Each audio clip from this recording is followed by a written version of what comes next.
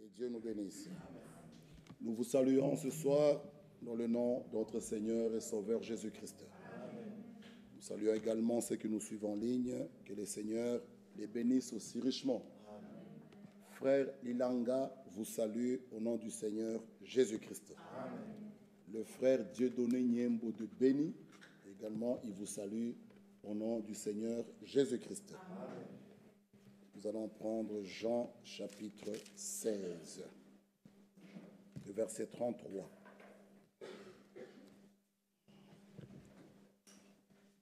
Jean 16, verset 33.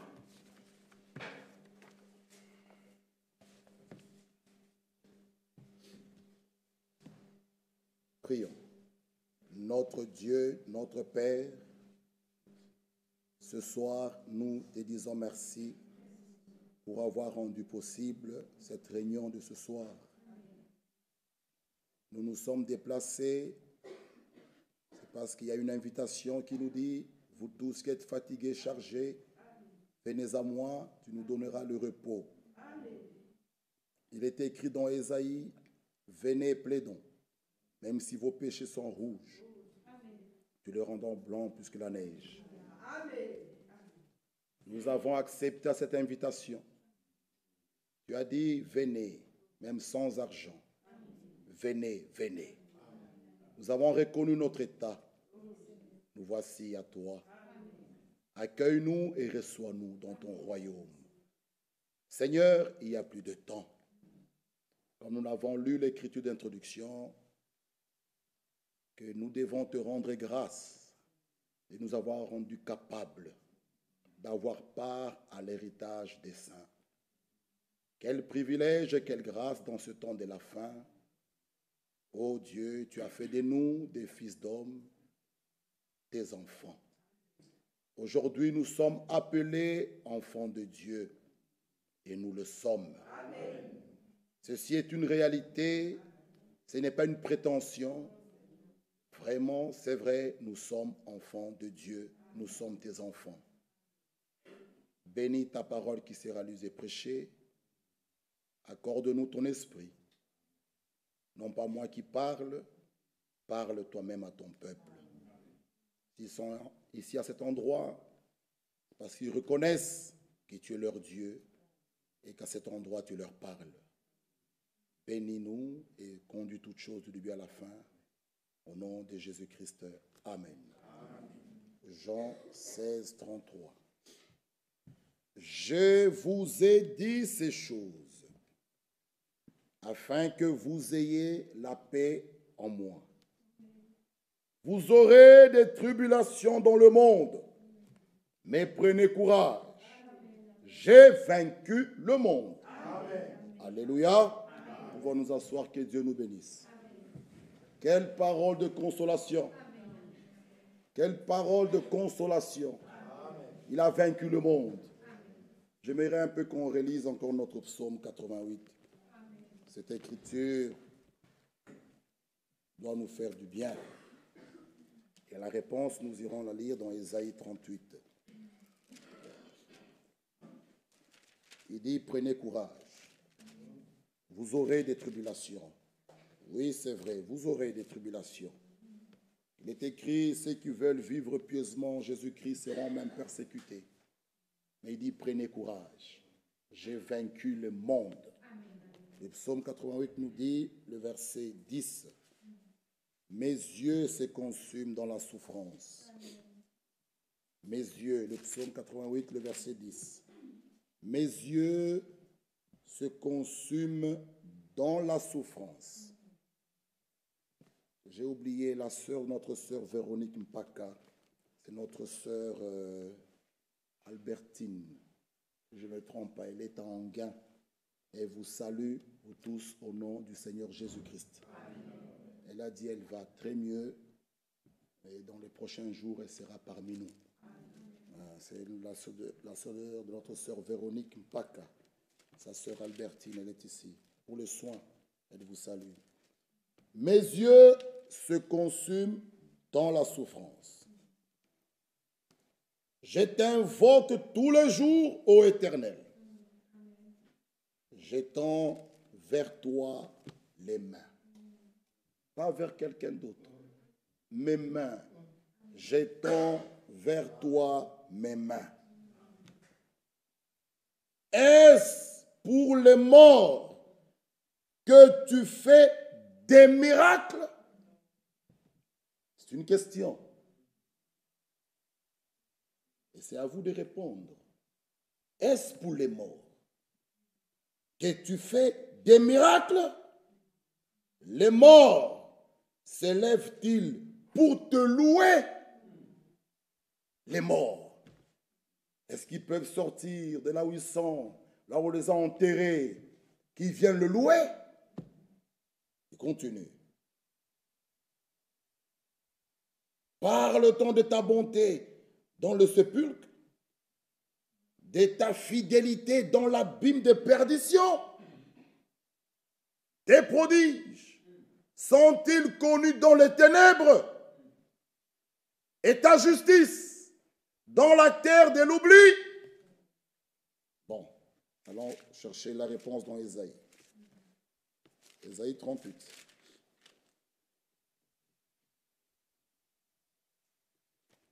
Trouvons un peu la réponse. Chaque question biblique a une réponse biblique. Nous ne devons pas donner nos réponses à nous. La réponse biblique. Ésaïe 38, le verset 18. Ce n'est pas le séjour des morts qui te loue. Ésaïe 38, 18. Ce n'est pas le séjour de mort qui te loue. Ce n'est pas la mort qui te célèbre. Ceux qui sont descendus dans la fosse n'espèrent plus en ta fidélité. Non. Le vivant, c'est celui-là qui te loue. Comme moi aujourd'hui. Ah. Voilà pourquoi un homme qui est délivré, Colossiens chapitre 1, lisons cela. Colossiens,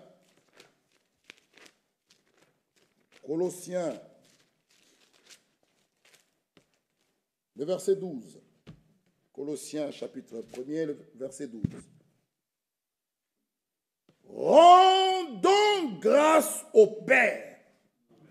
Rendons grâce au Père qui nous a rendus capables d'avoir part à l'héritage des saints dans la lumière.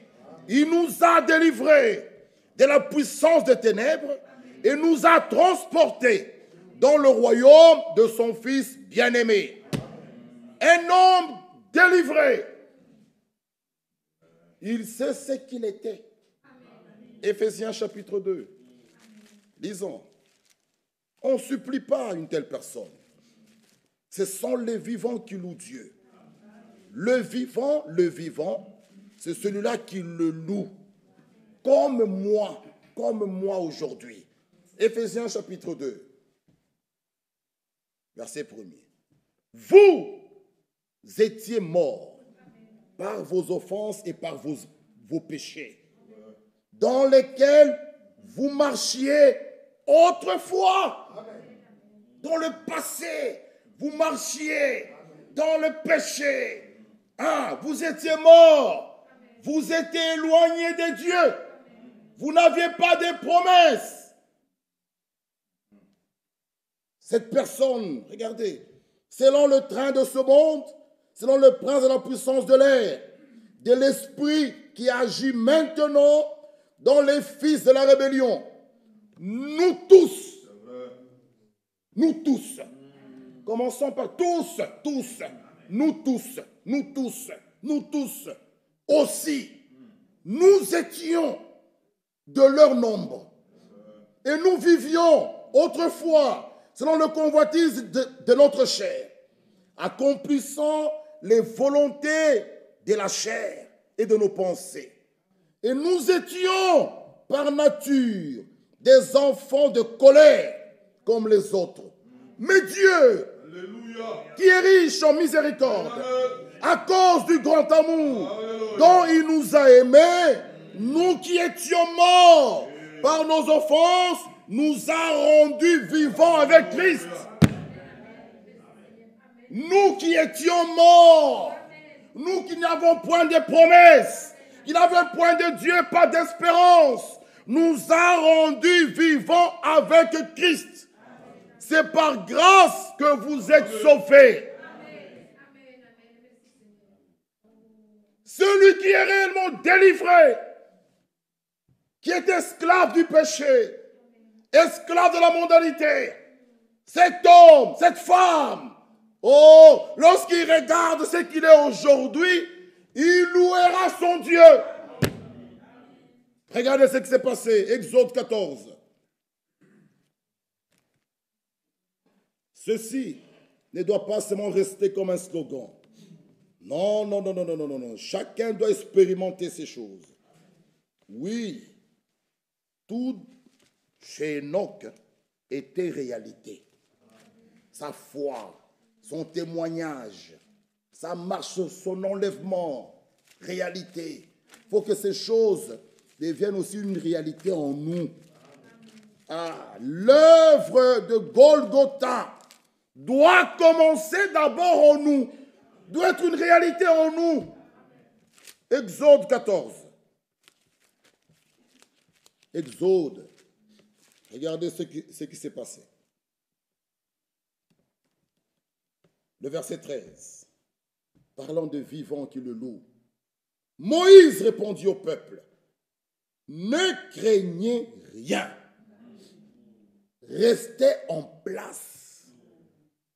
Le peuple de Dieu, même ce soir, doit avoir une assurance que leur Dieu est le Tout-Puissant. Nous ne devons pas nous sous-estimer, nous voir petits, oh, toujours pleurer, toujours pleurnicher. Jésus dit, vous aurez des tribulations dans le monde, mais prenez courage, j'ai vaincu le monde. Il nous dit, ne craignez rien, mais restez en place. Et regardez la délivrance que l'Éternel va vous accorder en ces jours. Car les Égyptiens que vous voyez aujourd'hui, vous ne les verrez plus jamais. Frère, Moïse, quand il parlait, il était sûr de ce qui sortait de sa bouche. Il savait que son Dieu est capable. Il savait que son Dieu est tout-puissant. Et Moïse dit, aujourd'hui, que vous voyez aujourd'hui, vous ne les verrez plus jamais. L'Éternel dit à Moïse, l'Éternel, 14, l'Éternel combattra pour vous. Et vous, gardez le silence. Un enfant de Dieu, comme nous venons de le chanter, la vérité triomphera toujours. Il garde silence, il ne murmure pas. Le Dieu Tout-Puissant combattra pour lui. Ne murmurez pas, sinon vous risquez de pécher. En murmurant, en parlant beaucoup, vous risquez de pécher. Taisez-vous, faites confiance à Dieu, tournez vos regards à lui, il combattra pour toi. La vérité triomphera toujours. Les hommes peuvent la camoufler, mais la vérité, elle triomphera toujours. Souvenez-vous de Jésus-Christ lorsqu'il était ressuscité. On voulait camoufler la vérité. On a pu donner des grosses sommes aux gardes. On leur a dit, dites que ses disciples sont venus prendre le corps. Mais lorsque le mari est arrivé à la maison, même sa propre femme était étonnée et dit, mais chérie, ce n'est pas possible. Ce gros montant, tu l'as tiré d'où? Jusqu'à ce qu'il a dit à sa femme. Et aujourd'hui, cette vérité nous est parvenue. Aujourd'hui, nous prêchons que le tombeau de notre Seigneur Jésus-Christ La tombe est vide. Il est ressuscité. La vérité reste vérité. Bien-aimés frères, même s'il n'y a qu'une personne qui la détient, elle reste vérité. Et le Dieu de vérité se trouvera toujours du côté de la vérité. Gardez silence. Ne murmurez pas. Ne parlez pas. Romain dit, à moi la vengeance et la rétribution. Vous ne vous vengez pas. Non, il nous dit, l'Éternel combattra pour vous. Et vous, gardez le silence. L'Éternel dit à Moïse, pourquoi s'écrie, parle aux enfants d'Israël et qu'ils marchent. Toi, lève ta verge et tends ta main sur la mer et fends-la. Et les enfants d'Israël entreront au milieu de la mer à sec. Maintenant, regardez le verset 30. En ce jour, l'Éternel délivra Israël de la main des Égyptiens. Et Israël vit sur le rivage de la mer les Égyptiens qui étaient morts. Israël vit la main puissante que l'Éternel avait dirigée contre les Égyptiens. Et le peuple craignit l'Éternel et il crut en l'Éternel et en Moïse son serviteur. Chapitre 15. Alors Moïse et les enfants d'Israël chantèrent ce cantique à l'Éternel. Ils dirent, je chanterai à l'Éternel, car il a fait éclater sa gloire. Celui qui est délivré, sauvé, racheté, va louer son Dieu. C'est pourquoi Isaïe dit, le vivant, c'est celui-là qui loue Dieu. Comme moi, aujourd'hui. Frère, que Dieu nous aide. Revenons dans Jean chapitre 16, où notre Seigneur nous encourage. Nous parlons sur le thème les vainqueurs. Nous avons dit que dans chaque âge,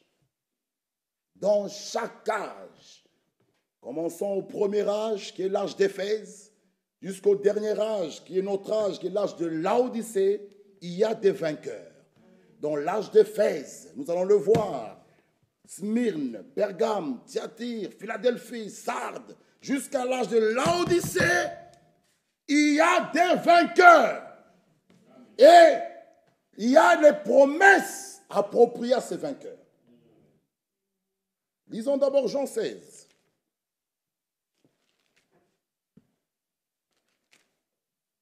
Je vous ai dit ces choses afin que vous ayez la paix en moi. La paix avec Dieu est seulement possible en Jésus-Christ. La paix. Parlons un peu de la paix. Un enfant de Dieu, racheté, délivré et né de nouveau, est un enfant de paix. Je répète, si tu n'as pas la paix, revois ton expérience de la nouvelle naissance. L'homme nouveau procure la paix.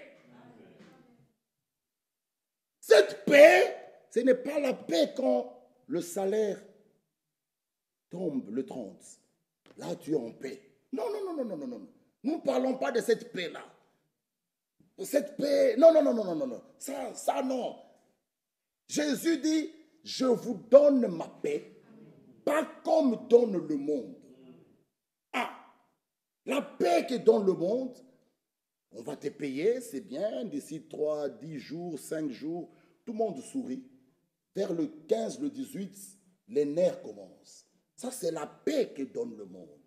Une paix passagère, une paix qui est limitée, une paix qui est ciblée. Quand tout va bien, je suis en paix. Mais la paix que Dieu nous donne, cette paix, personne ne peut vous l'enlever. C'est celui qui est né de nouveau, est un homme de paix. Et c'est qu'on peut appeler quelqu'un de... Même quand il va voir un frère ou une sœur, il amène la paix. Nous ne voulons plus des personnes qui se déplacent chez des autres. Lorsqu'ils sortent de la maison ne reste pas en paix. Non, il nous faut des pacificateurs, des personnes qui arrivent chez toi, qui trouvent la paix, qui la laissent aussi la paix. Ou qui trouvent le trouble, mais qui amènent la paix. Quelle est cette visite? Que toi, tu vas vers les autres. Quand tu sors de cette maison, tu laisses le feu là. Ça, ce n'est pas digne pour un enfant de Dieu. Un enfant de Dieu, celui qui est né de nouveau, procure. Et ne peut procurer la paix que celui qui est en paix avec Dieu. Alléluia. Ne peut procurer la paix, la paix, la paix. La paix. Tu dis shalom, on chante shalom. C'est bien. Ça ne doit pas rester. Les autres, ils se saluent même. Shalom, frère, shalom. Ça devient une salutation, une simple salutation. Shalom, shalom. C'est très bien, on respecte ça. Mais il faut. L'Éternel avait dit à Abraham, je te bénirai et tu seras une source de bénédiction. Un enfant de Dieu doit être une source.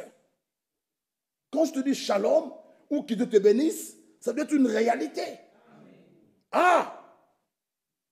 Toi-même, tu n'es pas béni de Dieu. Qu'est-ce que tu vas donner? On donne que ce qu'on a. Pierre regarda ce boiteux. Il dit, je n'ai ni argent ni or, mais c'est que j'ai. Il avait quelque chose. On donne que ce qu'on a. Si tu es réellement béni de Dieu, partout où tu passeras, tu transporteras les bénédictions. Jésus dit, vous aurez des tribulations dans le monde. Oui, vous les aurez. Vous les aurez. Vous aurez des tribulations dans le monde. Dans le monde, vous les aurez. Jean, sur l'île de Patmos, se présente. Jean, notre frère. J'ai part aux tribulations. Oui, vous aurez les tribulations. Mais il nous dit, prenez courage. Pourquoi? J'ai vaincu le monde. Ah. Et nous devons croire que lorsqu'il marchait, dans le jour de sa chair, nous étions en lui. Nous étions en lui. Lorsqu'il a ressuscité Lazare, nous étions en lui. Lorsqu'il était à la croix, nous étions en lui. S'il a vaincu, il nous rend aussi capables. Ah, il nous rend capables. Lisons un peu Jean 15. Jean 15. Je suis le vrai cep, et mon Père est le vigneron. Tout sarment qui est en moi et qui ne porte pas de fruits, il le retranche. Et tout sarment qui porte du fruit, il les monte afin qu'il porte encore plus de fruits. Le verset 5. Je suis le cep, vous êtes les sarments. Celui qui demeure en moi et en qui je demeure porte beaucoup de fruits. Car sans moi, vous ne pouvez rien faire. Voyez-vous? Lui étant le cep, nous le sarment. Mais il est écrit dans Joël que le faible dise « je suis fort ». Notre force vient de lui. Oui, il est écrit dans Job, disons, Job 4, Job 14, nous parlons des vainqueurs pour vous montrer quelle position vous avez. Ah, Job 14, le verset 4. Comme comment d'un être souillé sortira-t-il un homme pur? Il n'en peut sortir aucun. Amen. Comment d'un être souillé sortira-t-il un être pur? La réponse, elle est là. Il n'en peut sortir aucun. Ok. Mais par la nouvelle naissance, nous sommes engendrés de Dieu. Ah! Dieu voudrait avoir des fils et des filles qui puissent sortir de lui, issus de Dieu. Si d'un homme souillé, personne, on trouve personne. Aucun ne peut sortir d'un homme souillé et de Dieu qui est saint. Nous aurons des enfants qui sont nés de lui, des saints comme lui. Frère, vous voyez que nous devons, chacun doit d'abord s'examiner si réellement il est né de nouveau. Voilà la base. Amen.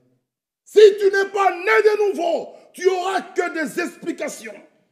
La chair et tout ça, frère, vous voyez, tout le monde, on me hait, on me fait ça, on me regarde. Mais celui qui est né de nouveau, qui est sorti de Dieu, il est participant de la nature divine.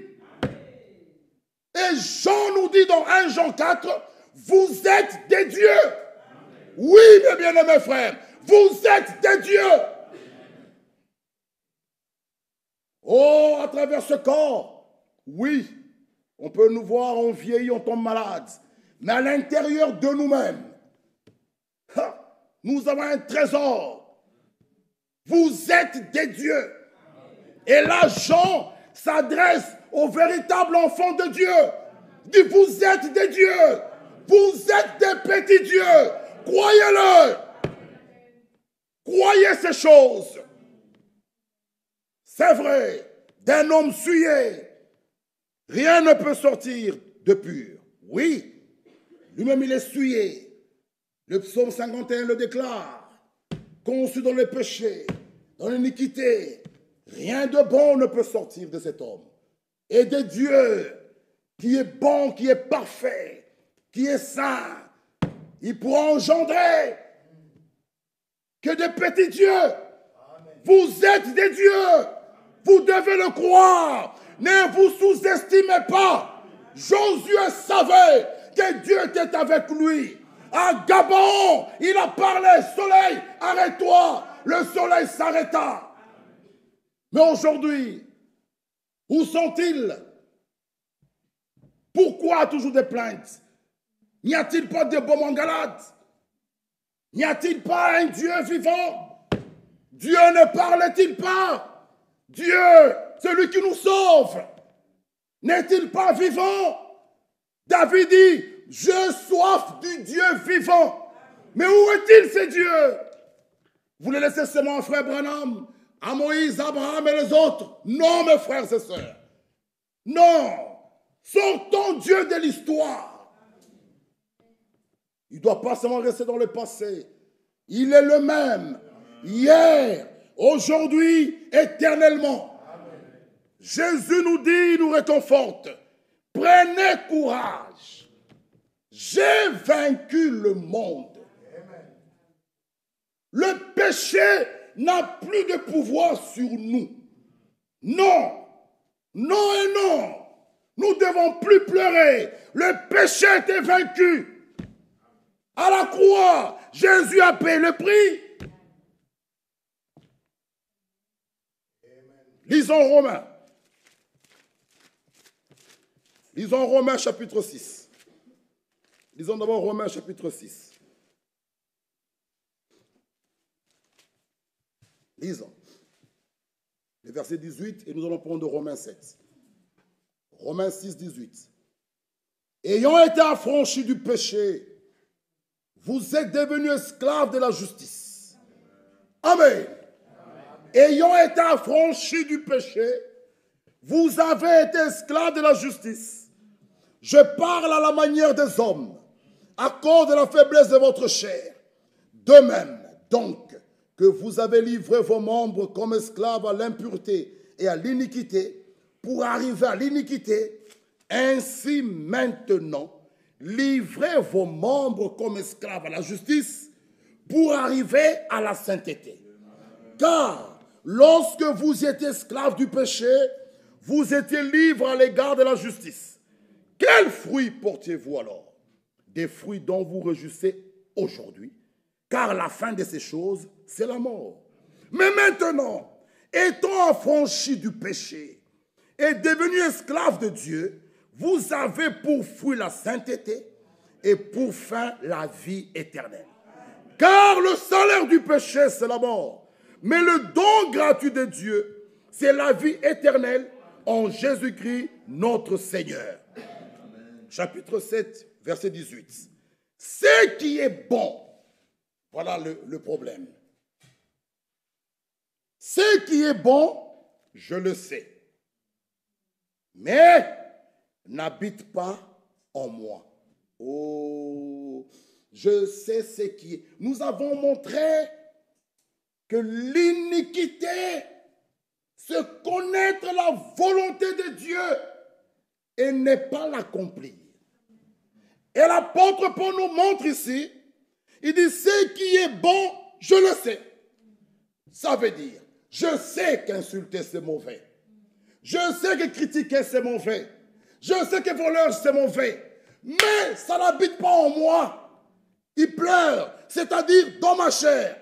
J'ai la volonté, mais non le pouvoir de faire le bien. Car je ne fais pas le bien que je veux. Et je fais le mal que je ne veux pas. Paul, il dit, ce n'est plus moi qui le fais. C'est le péché qui habite en moi. Je trouve donc en moi cette loi. Quand je veux faire le bien, le mal est attaché en moi. Ah, car je prends plaisir à la loi de Dieu, selon l'homme intérieur. Mais je vois dans mes membres une autre loi qui lutte contre la loi de mon entendement et qui me rend captif de la loi du péché qui est dans mes membres. Paul, il pleure. Maintenant, il crie, il s'exclame.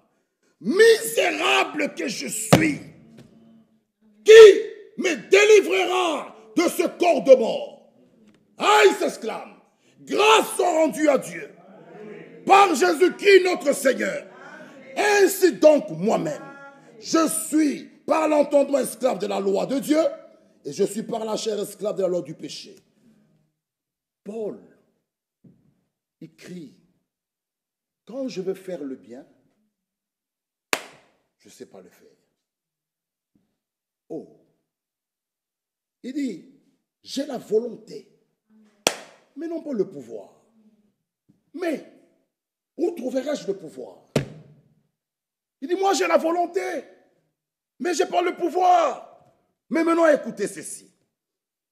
Celui qui est prêt à écouter ce que l'Esprit dit à l'Église, c'est à celui-là que Dieu ajoutera au vouloir que Dieu a mis en toi le faire. Je répète, bien-aimés frères, il ne faut pas seulement rester à dire j'ai la volonté de faire le bien et non pas le pouvoir. Oui, mais celui qui est prêt à obéir, parce que à chaque âge, à la fin, c'est écrit que celui qui a des oreilles pour entendre, entende ce que l'Esprit dit aux églises. À chaque fin de l'âge, il y a la promesse et il y a que celui qui a des oreilles entende. Que celui qui a des oreilles entende. Celui qui a des oreilles pour entendre ce que l'Esprit dit, Dieu à son tour va ajouter au vouloir que Dieu a mis en toi le faire. Il te rendra capable de surmonter le mal et de le vaincre.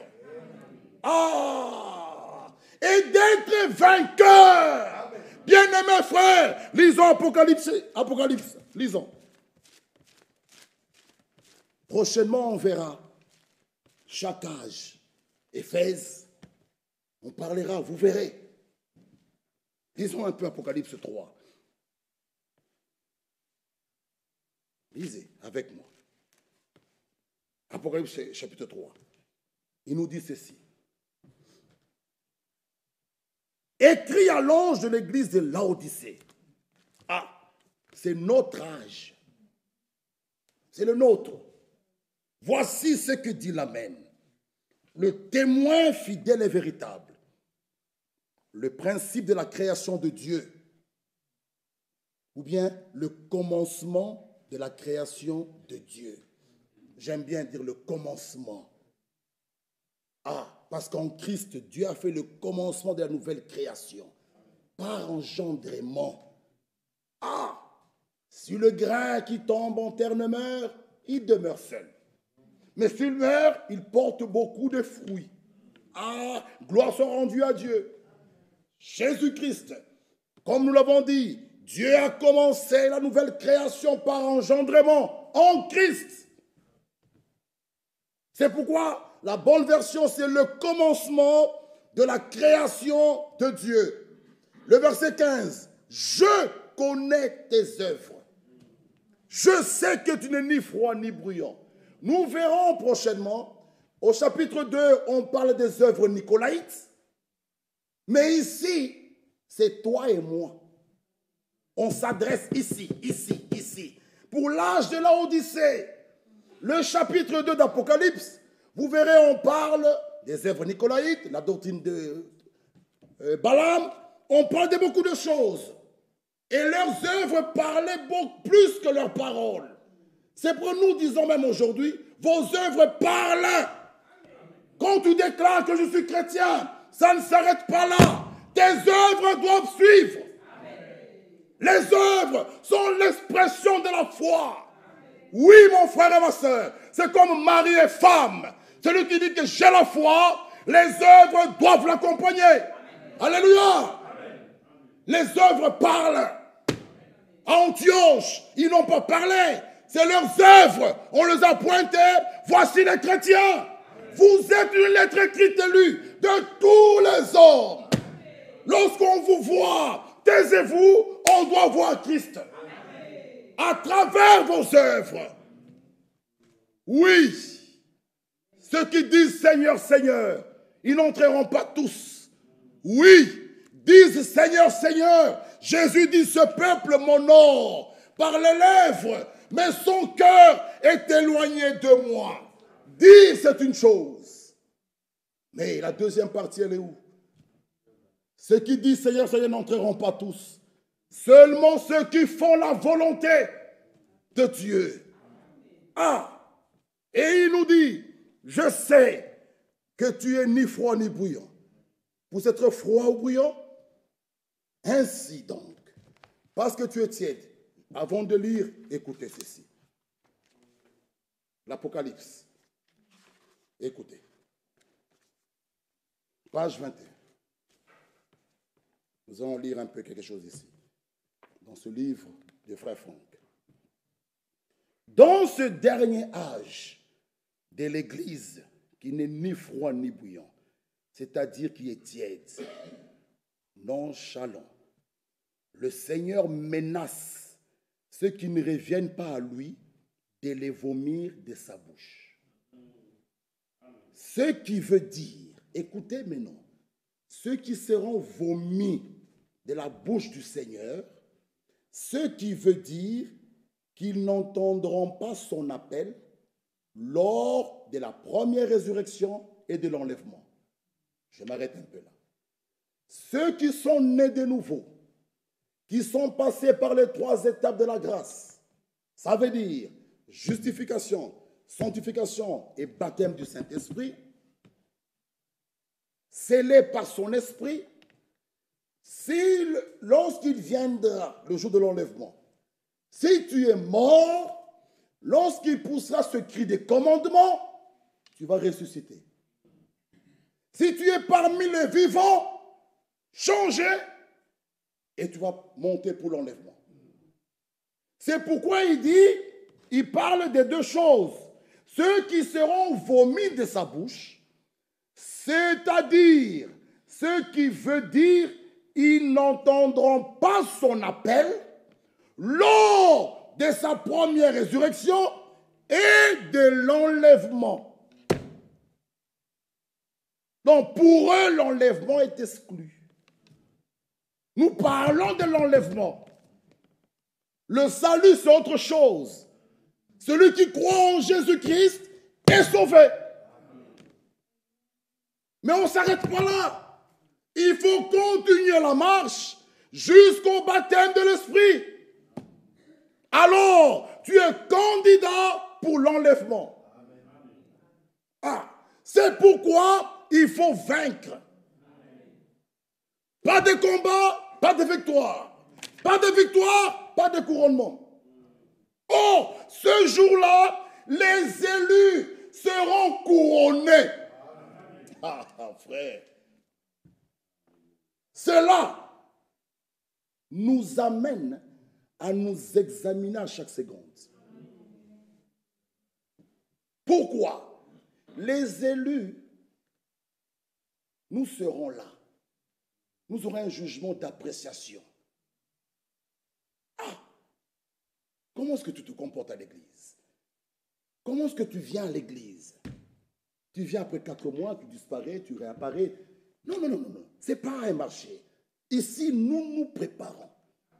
Et si vous regardez les premiers disciples, ils étaient assidus au temple tous les jours. Cela veut dire, même malade, je préfère qu'on m'amène ici à l'église. S'il y a un endroit où il faut qu'il tombe, que je tombe alors ici. C'est le seul lieu où je me sens bien. Si je reste chez moi, je suis malade. Si je peux venir, amenez-moi ici.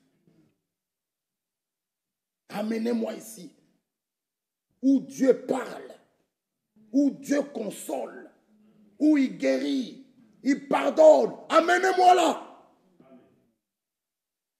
Lorsqu'on a des problèmes, ne vous écartez pas de l'église. Le seul endroit de consolation, c'est ici. C'est ici, c'est ici, c'est ici, c'est ici. Il nous dit, la supposition trompeuse. Écoutez maintenant ceci. La supposition trompeuse de posséder spirituellement toutes choses en abondance et de n'avoir plus besoin de rien est réprimandée par le Seigneur lui-même au travers de ses paroles. Écoutez, il dit, tu ne sais pas que tu es malheureux, tu es misérable, pauvre, aveugle et nu. Maintenant, écoutez ce qu'il dit. Lorsque dans le domaine naturel, quelqu'un est pauvre, aveugle et nu, c'est déjà grave. Dans le domaine naturel, tu es pauvre, aveugle, nu, c'est déjà grave. Maintenant, il dit, mais s'il ne le sait pas, s'il n'est pas conscient de son propre état, c'est que dans son esprit, quelque chose ne va plus. Tu es aveugle, tu es nu, mais tu ne le sais pas, c'est très grave. Il dit, donc, quelque chose ne va plus. Maintenant, il continue. Il en est de même en rapportant cela dans le domaine spirituel. Quelqu'un n'a pas le Saint-Esprit, mais il s'est dit, j'ai le Saint-Esprit. C'est très grave. Tu te trompes toi-même. C'est vrai. Il dit, c'est très grave. Si tu ne l'as pas, seul encore le temps de la grâce. Ne vous donnez pas une autre opinion que je l'ai. Mais regarde les fruits. Si tu l'as, qu'est-ce que tu fais dans les clans? Si tu l'as, qu'est-ce que tu fais dans les critiques, dans la médisance? Oh, à la Pentecôte, des langues semblables à des langues de feu. Frère, le Saint-Esprit en nous va brûler la langue. Comment tu continues à parler, à critiquer, à parler mal, à transporter les problèmes, et tu te dis, tu ne l'as pas. Si tu l'as, Il te conduira dans toute la vérité. Non, non, non, non, non, non, non. C'est très grave. Il nous dit ceci. C'est qu'il y a des tragiques dans ce dernier âge trompeur. Frère Fondi, c'est qu'il y a des tragiques dans ce dernier âge trompeur, c'est le fait qu'on se trompe soi-même. C'est ce qui est de tragique. On se trompe soi-même. On se donne une nouvelle naissance. On se donne un Saint-Esprit. Non, non. Le Saint-Esprit en nous viendra enlever. Lisez Frère Branham. Dans la prédication, pourquoi le Saint-Esprit a été donné. Il dit c'est pour enlever tout le je ne peux pas.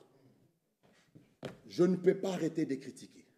Je ne peux pas arrêter de faire. Je ne peux pas, je ne peux pas. Lui en nous enlève tout le je ne peux pas.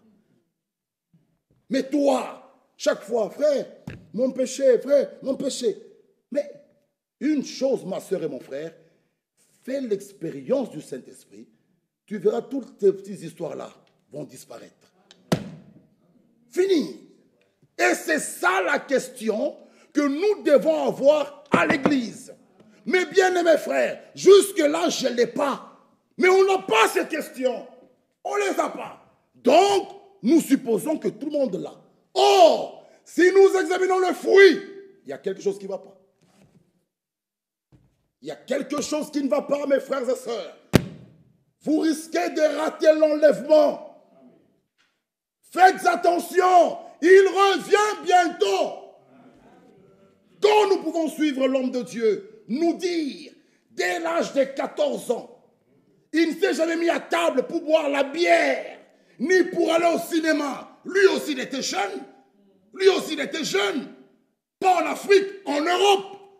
Mais nous discutons sur des choses inutiles, si on peut boire ou pas. Et lui, est-ce que tu as le Saint-Esprit? Si tu l'as, il te conduira. Pourquoi tu me poses la question? On discute des choses inutiles. Il nous dit même, depuis qu'il est au volant, il n'a jamais reçu d'âme. Oh frère, ça doit nous faire réfléchir. Ça doit nous faire réfléchir. Tout le feu rouge qu'on passe, tous les histoires qu'on fait, tous on doit réfléchir, frère bien-aimé. Nous sommes des croyants, des chrétiens. Notre vie parle. Et on nous voit. Et parfois nous sommes avec des païens dans la voiture. Je brûle un feu rouge. Devant eux. Qu'est-ce qu'ils vont dire? Voilà pourquoi les gens, oh, frère Franck, oh, frère. Mais c'est un homme de la même nature comme toi et moi. Pourquoi? Frère, Élie était un homme de la même nature. Mais il a dit, sinon à ma parole, pas de pluie. Et nous, frère, n'ayons pas un message théorique. Ça, c'est la théorie. Oh, frère Branham, oh, frère tel, oh, Moïse, oh, Abraham. Non, non. Il dit, c'est qu'il y a des tragiques dans ce dernier âge trompeur, celui-ci. C'est le fait qu'on se trompe soi-même, qu'on cherche à se persuader, à s'imaginer quelque chose qui est au fond, n'existe pas du tout dans la réalité. Donc on se donne un Saint-Esprit, mais en réalité ça n'existe pas. Ah! Que Dieu nous aide. Il nous dit, seul celui qui peut reconnaître son propre état et venir au Seigneur. Alléluia. Seul celui-là qui peut reconnaître son propre état et venir au Seigneur pourra recevoir ce qu'il a préparé, jusqu'à recevoir l'onction, à recevoir le collier sur ses yeux, afin de voir par la révélation de l'Esprit ce qui est divin et qui se rattache au royaume de Dieu. C'est pourquoi, quand il frappe, tu entends, tu ouvres, il te donne un conseil. Il ne te laisse pas comme ça. Tellement il t'aime, il te dit, je te donne un conseil. Viens acheter de moi un collier. pour oindre sur tes yeux, afin que tu voies. Voir quoi? Voir comme Dieu voit. Que Dieu nous bénisse. Prions tous ensemble. Seul celui qui peut reconnaître son état. Donc ce soir, nous allons tous prier. Mais que chacun reconnaisse son état. Chacun est devant le miroir de la parole. Que chacun dise, Seigneur, je reconnais mon état. Je critique encore. Ma bouche parle. Viens brûler ma langue. L'autre dira, Seigneur, je suis toujours dans les clans. Viens me tuer à ces choses. L'autre dira, Seigneur, je suis comme ça. Viens me tuer à ces choses. Donc en ce moment, frère Fon nous donne un conseil. Seul celui qui peut reconnaître son propre état et venir au Seigneur, reconnaître cette chose, venez à lui. Chantons, cœur fatigué et lassé du péché. Venez à lui, venez. Nous devons venir qu'à Jésus. Amen. Pas vers un homme, moi je n'ai rien à vous donner, mais venons qu'à Jésus. C'est lui. Cœur fatigué. Seul celui qui peut reconnaître son état. Ah, merci. Reconnaissez votre état. On va chanter ce cantique avec joie, comme nous l'avons lu. Le vivant, c'est celui-là qui loue l'Éternel, comme moi aujourd'hui. Reconnaissons notre état. Reconnaissons. Tu es aveugle et nu. Mais tu dis non, je suis habillé. C'est très grave. Lui, quand il te parle, il sait de quoi ce qu'il parle. Il te dit, tu es aveugle, tu es nu, tu es misérable. Venez à moi. Chantons.